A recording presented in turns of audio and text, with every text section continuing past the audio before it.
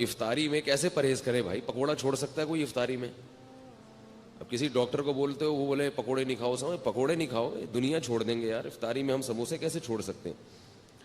اور کراچی کی گرمی کے روزے، اتنے ٹف روزے، اتنی گرمی میں انسان بیٹھے اور کھچڑی کھائے گا کیا افطاری میں بھائی؟ تو ہم کہتے ہیں بھائی آدمی کچھ کھائے تو تمیز کے ساتھ. اور یاد رکھو یہ پکوڑا اتنا نقصان دہ چیز نہیں ہے جتنا اس کو بدنام کیا جاتا ہے. بات میں آ رہا ہوں موضوع کی طرف. چھوٹا سا آپ کو ایک ہلکی سی بات افطاری کے حوالے سے بتا دوں. سموسے نقصان دیتے ہیں، پکوڑے نقصان نہیں دیتے. سموسے میدے کے بنے ہوئے ہوتے ہیں، وہ نقصان دیتے ہیں. سموسا اگر کھانا ہے اندر کے آلو نکال کے کھا جاؤ، اس کے میدا نہ کھاؤ. وہ جو ہوتا ہے نا پاپڑ اس کا، وہ میدا ہے، وہ نقصان دے گا. پکوڑا ہے بیسن. بیسن صحت کے لیے بہت مفید چیز ہے. بیسن میں فولاد ہوتا ہے، طاقت ہوتی ہے. البتہ اس کو ہم چونکہ تیل میں تلتے ہیں تو وہ گڑبڑ کر جاتا ہے تھوڑا سا. تو اب افطاری میں تو چلتا ہے نا. تو اس لیے پکوڑوں کو جتنا بدنام کیا جاتا ہے نا اتنا وہ قابل ملامت ہے نہیں. تو جتنی ملامت ہے وہ سموسوں پہ لے جایا کریں آپ، ٹھیک ہے. تو میں جب سموسا کھاتا ہوں نا تو اندر سے آلو نکال کے کھا جاتا ہوں. میرے سامنے جو بیٹھا ہوتا ہے وہ پاپڑ کھا رہا ہوتا ہے. وہ سمجھتا ہو کہ یہ مفتی صاحب میرا اکرام کر رہے ہیں، حالانکہ یہ سازش ہوتی ہے جس کو وہ سمجھ نہیں پا رہا ہوتا. دوسرا ایک چھوٹی سی بات آپ کو صحت کے حوالے سے بتا دوں کہ اللہ کا واسطہ کولڈ ڈرنک سے روزہ مت افطار کیا کرو، گردوں کی ایسی کی تیسی ہو جاتی ہے. کولڈ ڈرنک ویسے بھی نقصان دہ چیز ہے، لیکن اگر آپ نے اس کے نقصان کو 100 گنا بڑھا دینا ہے تو اس کا طریقہ یہ ہے کہ آپ کولڈ ڈرنک سے روزہ افطار کریں. لوگ کیا کرتے ہیں کہ خالی پیٹ ہے، پیاس شدید لگ رہی ہے اور پیپسی سے روزہ افطار کر رہے ہیں. گردے جو ہے نا اس وقت مانگ رہے ہوتے ہیں کوئی لکوڈ چیز. اس وقت آپ نے اگر پانی نہیں پیا اور آپ نے اس پہ کولڈ ڈرنک چڑھا دی تو وہ گردوں کی ایسی کی تیسی ہو جاتی ہے. کسی بھی ڈاکٹر سے پوچھ لیں، بہت جلدی برباد ہو جاتے ہیں گردے. تو پہلے 3-4 گلاس سادہ پانی پی لیں، پھر ویسے تو پھر بھی نہ پئیں، لیکن اگر پھر پی لیا جائے تو اتنا نقصان نہیں دیتی. سمجھ رہے بات کو کہ نہیں سمجھ رہے؟ اسی طرح چینی والی چیز افطاری میں، چینی کا شربت جو ہم پیتے ہیں خالی پیٹ، یہ بھی گردوں کو نقصان دیتا ہے. چینی جو ہے نا، چینی یہ وائٹ پوائزن ہے، وائٹ پوائزن، سفید زہر ہے. یہ چینی جب تیار ہوتی ہے تو یہ بالکل کالے کلر کی ہوتی ہے، یہ کوئلہ بن چکی ہوتی ہے. اس میں ایک کیمیکل ڈالا جاتا ہے رنگ کاٹ، جو اس کے رنگ کو کاٹ کے کیا بنا دیتا ہے؟ سفید کر دیتا ہے بالکل. تو وہ بہت خطرناک کیمیکل ہے. اب ہوتا یہ ہے کہ چینی والا شربت جب آپ پئیں گے یعنی خالی پیٹ، تو آپ کی پانی کی کمی پوری نہیں ہوتی. وہ جزو بدن بننے میں ٹائم لگاتا ہے اور چینی کی وجہ سے پیاس مزید بڑھ جاتی ہے. پانی پیتے رہتے ہیں مگر جسم میں پانی کی کمی پوری نہیں ہوتی. تو کام الٹا ہوا کہ نہیں ہوا؟ کیا خیال ہے بھائی؟ اور پھر اوپر سے وہ کیمیکل ہے. تو اس لیے بہتر یہ ہے کہ نبی صلی اللہ علیہ وسلم نے کھجور سے روزہ افطار کرنے کا حکم دیا. اس کو طیب چیز قرار دی. کھجور کھائیں، اوپر سے سادہ پانی پی لیں. تھوڑا سا ٹھنڈا بھی ہو چلے گا، ہم چائنیز نہیں ہیں کہ بالکل ہی ابلے ہوئے پانی پئیں. اتنے بھی بیوقوف نہیں ہونے چاہیے انسان کو کہ وہ ابلے ہوئے پانی جو ہے نا گرم گرم پینا شروع کر دے. نبی صلی اللہ علیہ وسلم نے ہمیشہ ٹھنڈا پانی پیا ہے، لیکن فریج کا ٹھنڈا نہیں، چشموں کا ٹھنڈا. تو ہلکا سا پانی ٹھنڈا ہو یہ اچھا ہے، زیادہ نہ ہو. لیکن گرم پانی پینا، اگر اس سے میرا ملفوظ یاد رکھیں کہ چائنیز کہتے ہیں گرم پانی سے عمر لمبی ہوتی ہے. تو گرم پانی پی کے زندہ رہنے سے بہتر ہے ٹھنڈا پانی پی کے مر جاؤ. صحیح ہے نا؟ ایسے زندگی کا کیا فائدہ جس میں آپ کو یہ لذت، جو نبی صلی اللہ علیہ وسلم نے تو اللہ کی جو محبت مانگی ہے نا اس کو تشبیہ دی ہے ٹھنڈے پانی سے کہ اے اللہ مجھے اپنی محبت محبوب بنا دے. وَمِنَ الْمَاءِ الْبَارِدِ، ٹھنڈے پانی سے بھی زیادہ محبوب بنا دے. اس سے کیا پتہ چلا کہ ٹھنڈا پانی انسان کو محبوب ہوتا ہے، اور نبی صلی اللہ علیہ وسلم کو بھی محبوب تھا. اور حدیث میں آتا ہے کہ ہمارے نبی کے لیے ٹھنڈا پانی باقاعدہ انتظام کیا جاتا تھا، اس کا کنویں کا، چشموں کا جو ٹھنڈا پانی ہے لایا جاتا تھا.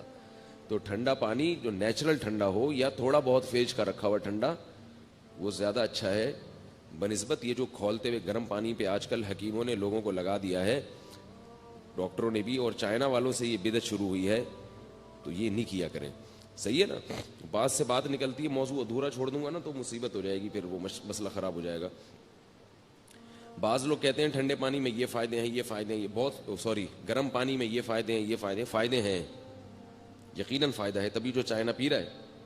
لیکن جہاں فائدے ہوتے ہیں وہاں نقصانات بھی ہوتے ہیں. پہلی بات تو یہ وہ پانی نہیں ہے, اس میں پانی کا مزہ ہی نہیں ہے. آپ پیاس کے وقت قہوے جیسا پانی پی لو تو مزہ تھوڑی آئے گا پینے میں. تو اللہ نے تو یہ ان نعمتوں میں ایک لذت بھی تو رکھی ہے نا, کیا خیال ہے, لذت بھی تو رکھی ہے.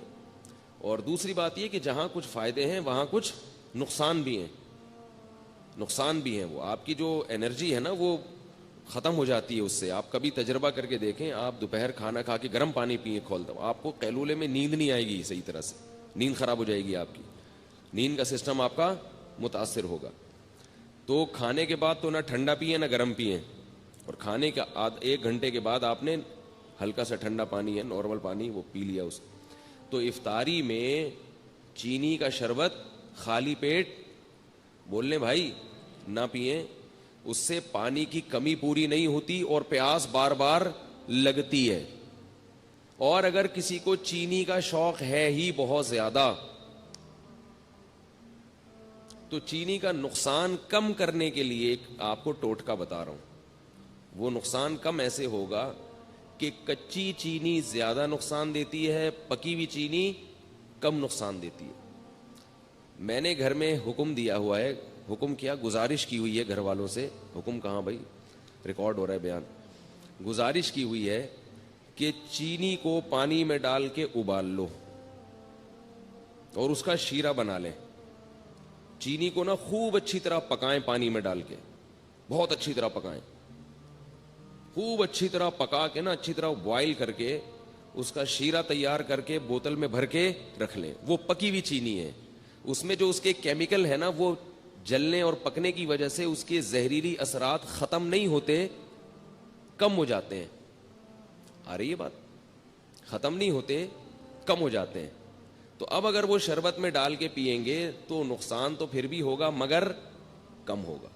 شربت میں یا کھیر میں یا حلوے میں, جو بھی آپ لوگ کھاتے ہیں, ہم نہیں کھاتے حلوہ بھائی, ٹھیک ہے نا, تو وہ نقصان کم ہو جائے گا. اسی طرح نمک جو ہے نا, نمک وہ بھی کچا زیادہ نقصان دیتا ہے, پکا ہوا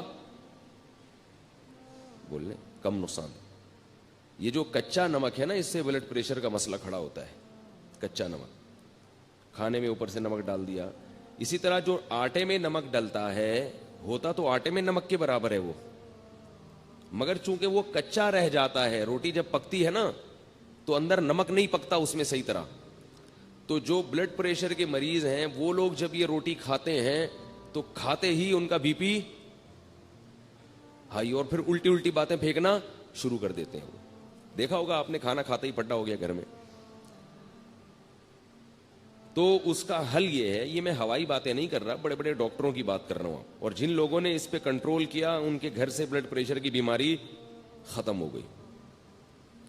تو اس کا بھی طریقہ یہ ہے کہ یا تو روٹی میں نمک ڈالیں ہی نہیں, آٹے میں نمک ہی نہ ڈالیں, جو ڈالنا ہے سالن میں ڈال دیں, کیونکہ سالن والا نمک پک جاتا ہے. سمجھ رہے ہیں نا, جب سالن میں نمک ڈالا جاتا ہے تو وہ کیا ہو جاتا ہے, پک جاتا ہے. تو پکنے سے اس کے اثرات کم ہو جاتے ہیں. تو یا تو روٹی میں نمک ڈالیں ہی نہیں, اور اگر نمک ڈالنا ہے تو وہی طریقہ کہ جیسے چینی کا آپ نے شیرہ تیار کر لیا تو نمک کو بھی پانی میں ڈال کے اچھی طرح بوائل کر لیں, خوب اچھی طرح پکائیں اس کو, اور پھر وہ شیرہ یعنی نمک کا جو لیکوڈ ہے وہ آپ بوتل میں محفوظ کر لیں. کیا ہو گیا بھائی, بہت آپ کے فائدے کی بات کر رہا ہوں, آپ کے فائدے کی بات کر رہا ہوں. اور یہ ان کا چیزوں کا ہمارے دین اور مذہب سے بھی تعلق ہے. ہمارے نبی نے صحت کی حفاظت کا ہمیں حکم دیا ہے, خاص طور پہ بلڈ پریشر سے صحت خراب نہیں ہوتی, ایمان بھی خراب ہو جاتا ہے, گھر بھی خراب ہو جاتا ہے. جو بیوی کے مریض ہیں نا, طلاقیں بھی اکثر وہی دیتے ہیں, اور بچوں کو بھی اٹھا اٹھا کے کوٹتے رہیں گے, پھینکتے رہیں گے. جب اب بلڈ پریشر کے مریض ابا گھر آئیں گے تو بچے کانپنا شروع کر دیں گے. تو اس لیے نمک کا یہ طریقہ. تو چینی اور نمک آپ نے کیا کرنا ہے, پکا کے رکھیں گھر میں. اور اس کا بڑا فائدہ بھی ہے, جب چینی کا شیرہ تیار ہوتا ہے تو کسی بھی شربت میں یا اس کو گھولنا آسان بھی ہوتا ہے. شیرہ ہے وہ یوں کر کے لاؤ, لیکن اس کے لیے تھوڑی سی خواتین کو محنت کرنی پڑے گی, ٹھیک ہے نا, بہت محنت والا کام ہے یہ. اس میں خواتین کو دیگچی اٹھانی پڑے گی سب سے پہلے, ٹھیک ہے نا, پھر وہ پانی ڈالنا پڑے گا اس میں, پھر اس میں چینی الٹنی پڑے گی, پھر چولہا جلانا, یا تو اس کے ذریعے جلائیں گی یا ماچس کے ذریعے, پھر ابالنا. تو کافی ٹینشن والا کام ہے, لیکن ایک دفعہ کی ٹینشن ہے, آپ کو یہ ٹینشن باقی ٹینشنوں سے بچا لے گی. اور بہتر تو یہ کہ چینی چھوڑ دیں, شہد کھائیں بھائی, کیا خیال ہے؟ شہد کا شربت اگر آپ افطاری میں پی لیں فائدہ ہی فائدہ. نہ صرف یہ کہ گردوں کو نقصان نہیں دے گا بلکہ فائدہ پہنچائے گا. تو آج کل کوئی اتنا مسئلہ نہیں ہے, شہد کوئی اتنی مہنگی چیز نہیں ہے, خالص ہونا چاہیے شہد. شہد کا جو ہے نا وہ پانی میں 2-4 چمچے گھول دیے, اس میں تھوڑا سا لیمن بھی ڈال دیا, اور لیمو ہونا چاہیے, کچھ اور نہ ہو. لیمو کے نام پہ آج کل مذاق بھی مل رہا ہے مارکیٹ میں. لیمن ہوتا ہے ایک جمیری ہوتی ہے, بالکل لیمو کی شکل کی ہوتی ہے, وہ نقصان دہ ہوتی ہے. تو آپ نے اس کو بولنا بھائی مجھے لیمو چاہیے, لیمو. تو لیمن کا آپ نے تھوڑا سا اس میں ڈال دیا, اور شہد بھی ڈال دیا, اور شربت. یہ سارے کام اپنے خرچے پہ کرنے, یہ پہلے بتا دوں آپ کو میں, ٹھیک ہے نا. ایسا نہ ہو مجھے فون کر کے آپ کہیں کہ آپ نے اتنے اچھے اچھے مشورے دیے ہیں, تو اب لیمو کا بھی, کیونکہ لیمو بھی ٹھیک ٹھاک مہنگا ہوا ہے, شہد تو ہے ہی مہنگی چیز. تو یہ آپ اگر پی لیں گے تو اس سے 2 فائدے ہوں گے. ایک تو سارا دن کی جو تھکاوٹ ہے آپ کی سیکنڈوں کے اندر دور ہو جائے گی. سمجھ رہے ہو؟ فائدے گنے. پہلی بات کیا, سارا دن کی تھکاوٹ آپ کی دور ہو جائے گی. دوسرا فائدہ کیا ہوگا, لذت اور مزہ. شہد اور لیمن کا شربت ملا کے پیئیں, مزہ نہ آئے پیسے واپس, بڑا مزہ آئے گا پینے میں. تیسرا فائدہ, آپ کے جسم کا کولیسٹرول بولے نا پگھلے گا, ہینڈسم اسمارٹ ہو جائیں گے, باریک ہونا شروع ہو جائیں گے.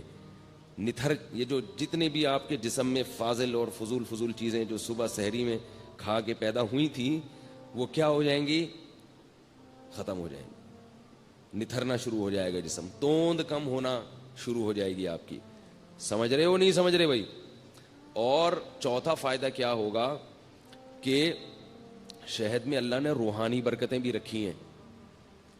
قرآن میں اللہ نے کہا نا فیہ شفاء للناس, تو اللہ نے تعریف کی ہے. تو جس کی اللہ تعریف کرے, ظاہر ہے اس میں جسمانی برکتیں بھی ہیں اور روحانی برکتیں بھی ہیں. تو یہ 4 چیزیں, اور پھر آہستہ آہستہ چینی سے جان چھوٹ جائے گی. یہ 5واں فائدہ ہوگا, شہد کی عادت پڑ جائے گی آپ کو کچھ دنوں میں. تو یہ تھوڑے بہت کام کیا کریں. اور اللہ کا واسطہ, یہ جو بازار سے جتنے قسم کے مشروبات آ رہے ہیں, جتنے قسم کے, چاہے وہ بہت اچھی کمپنیوں کے ہوں یا 2 نمبر لوکل کمپنیوں کے ہوں, سب ایک جیسے ہیں, سب نقصان دہ ہیں. جتنے مشروبات کوئی فری میں بھی دے رہا ہو نا, اگر فری میں بھی, تو نہ لیں اس کو. سمجھ گئے کہ یہاں تک؟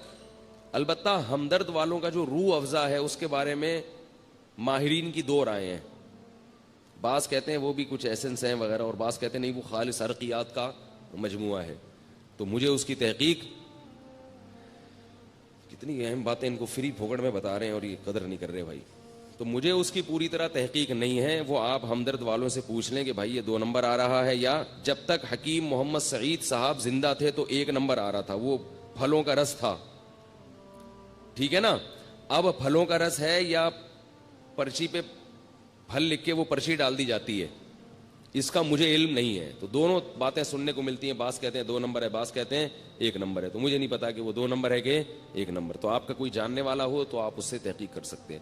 باقی جتنے بھی مشروبات آ رہے ہیں باہر سے, سارے بیڑا غرق کر رہے ہیں, کیونکہ جب آپ خالی پیٹ وہ پیتے ہو ان میں کیمیکلز ہوتے ہیں. وہ کیمیکلز آپ کے گردوں کو فوری طور پر متاثر کرتے ہیں. گردوں کے اتنی بیماریاں, پہلے زمانے میں لاکھوں میں کوئی 1 گردوں کا مریض ملتا تھا.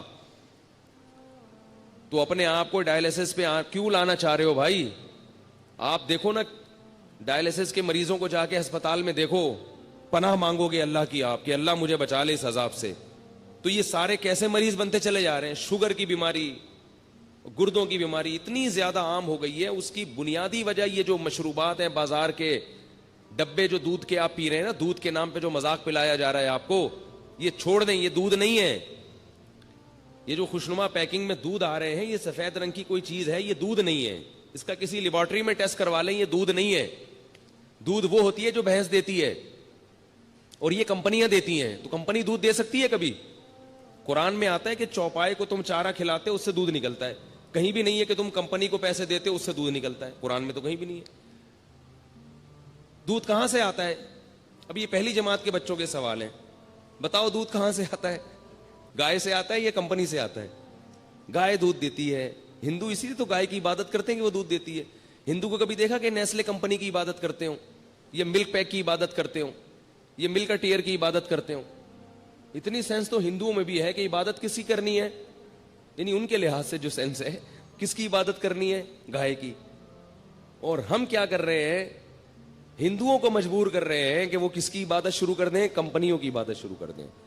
تو دودھ گائے دیتی ہے، گائے سے دودھ نکالو، یا جس نے نکالا ہوا ہے اس سے جا کے خریدو. اس میں جراثیم اگر ہیں تو کوئی مسئلہ نہیں ہے، وہ جراثیم والا اس بغیر جراثیم سے بہتر ہے. جراثیم بھی اس میں اسی لیے آ رہے ہیں کہ وہ دودھ ہے. جراثیم کو بھی پتا ہے کہ یہ کیا ہے، دودھ ہے. اور یہ جو ڈبوں کے دودھ ہے ان کو کھول کے رکھ دو، اس کو جراثیم بھی لفٹ نہیں کراتے. تو جس چیز کو جراثیم بھی لفٹ نہ کرا رہے ہوں اس کو آپ کیوں پی رہے ہو بھائی؟ تو یہی ساری چیزیں کھا کھا کے لوگوں کے گردوں کا بیڑا غرق ہو گیا. شوگر کے مریض بنتے چلے جا رہے ہیں، توندیں نکلتی چلی جا رہی ہیں، جسم ڈھلکتے چلے جا رہے ہیں، چہروں کی رونقیں ختم ہو رہی ہیں، پھر بھی پی رہے ہیں، بچوں کو بھی پلا رہے ہیں. اس لیے یہ اللہ نے قرآن میں حکم دیا ہے کہ اپنے آپ کو خود سے ہلاک مت کرو. جیسے خودکشی کرنا حرام ہے کھمبے سے چپک کے، ایسے ہی سلو پوائزن کھا کے آہستہ آہستہ اپنے آپ کو تباہ کرنا بھی غلط کام ہے، ناجائز کام ہے. اگر آپ کو پتا ہے کہ اس سے مجھے نقصان ہو رہا ہے. یہ عجیب بات ہے کہ کھمبے سے چپکنا تو حرام ہے، اپنے آپ کو مار دینا. یعنی آپ مجھے بتاؤ، ایک آدمی خودکشی کر رہا ہے، وہ ایسے کر رہا ہے کہ ابھی گیا اور ابھی بجلی کے کھمبے پہ ہاتھ لگایا اور ابھی مر گیا. تو یہ ناجائز ہے یا نہیں ہے بھائی؟